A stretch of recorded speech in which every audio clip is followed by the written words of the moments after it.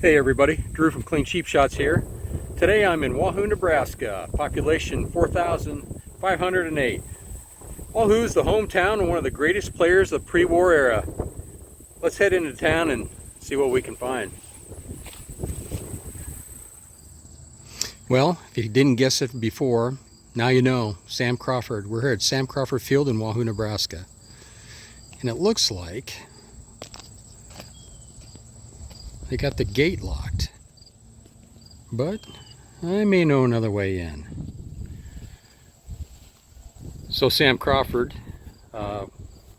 was the all-time triples leader with 309. Just happened to be his batting average as well, 309. So we'll just take a walk around here at the stadium, or ballpark, not really a stadium.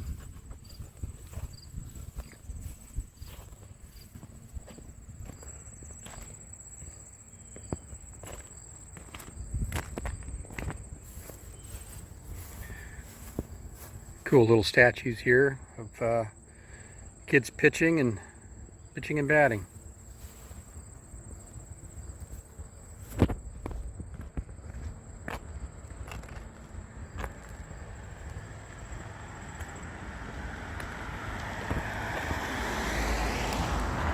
.309, 309 triples. Imagine that for a moment.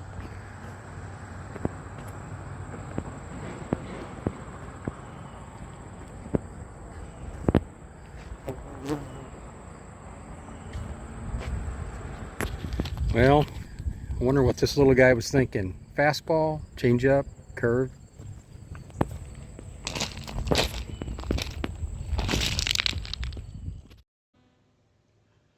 Well, maybe a bit unconventional, but I did find a way into the stadium.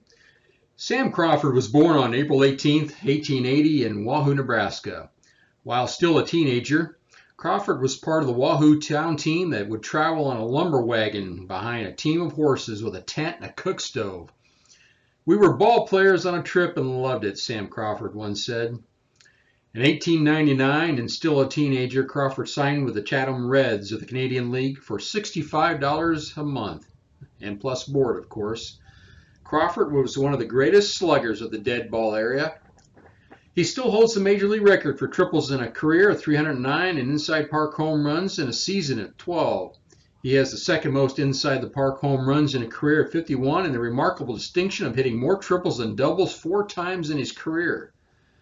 Batter strikeout totals were not recorded in the American League until 1913, but in that season Crawford struck out only 28 times in 609 at-bats, less than half as often as the average American League batter.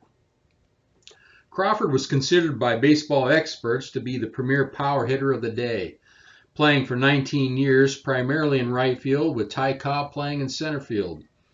Crawford retired as the American League all-time leader in home runs, extra base hits, total bases, runs batted in, inside the park home runs, and triples. Although many of his records were later surpassed, he remains the all-time leader in triples.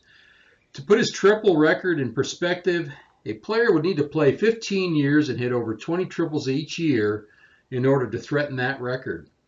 People often talk about baseball records that will never be broken, and I have to think that Crawford's all-time record for triples is one of those records. After all, it has been 106 years since that record was established.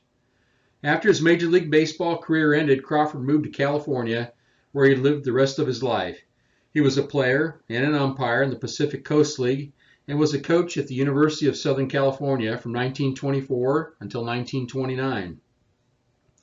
After a strong campaign by Tris Speaker and Ty Cobb, Crawford was elected to the Baseball Hall of Fame by the Veterans Committee in 1957. Obviously overlooked for years, it was a travesty that he was not elected by normal procedures. At the time of his enshrinement, he was living in a small cabin on the edge of the Mojave Desert near Pear Blossom, California. Reporters showed up there with the news, shocking the locals who were unaware that the neighbor had even played Major League Baseball. After his election, Crawford told the curator at Cooperstown that he wanted his plaque to read, "Wahoo Sam." He noted, "That's my hometown, and I'm proud of it." He was also inducted into the Cincinnati Reds Hall of Fame. Crawford suffered a stroke on May 26, 1968, and died 2 weeks later on June 15, 1968, at Hollywood Community Hospital in Los Angeles, California, at age 88.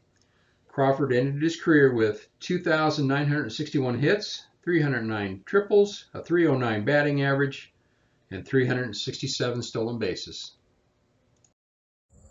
Hey everybody, thanks for watching today. Appreciate you visiting with me here at Sam Crawford Field in Wahoo, Nebraska, his hometown. I had a lot of fun. I hope you did too. Thanks.